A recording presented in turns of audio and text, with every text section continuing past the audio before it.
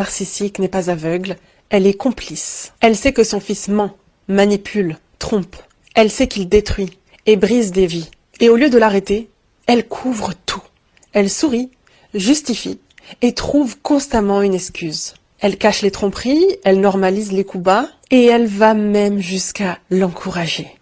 Tu as raison, mon fils. Fais ce que tu veux, personne n'a à te dire non. Même dans les pires situations où il fait les pires crasses.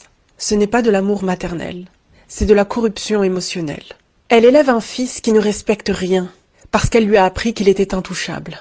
Et toi, quand tu tombes dans les griffes d'un pervers narcissique, tu ne tombes pas seulement dans ses griffes à lui, mais aussi dans celles de sa mère. Tu te bats aussi contre sa mère qui a toujours couvert ses horreurs. Cette mère qui, en silence, a fabriqué un monstre et qui, encore aujourd'hui, le protège comme un roi.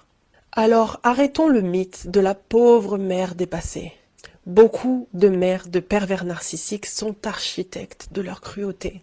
Pas dans tous les cas, je le précise, parce que il y a des mères qui sont exemplaires. Là, je parle vraiment des mères qui ont un vrai problème.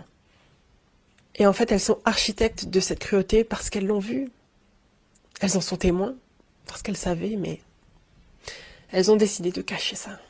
Et la vérité qui fait mal, c'est que derrière chaque manipulation, chaque trahison du pervers narcissique, il y a une mère qui est en train d'applaudir dans l'ombre, mais aussi de l'encourager.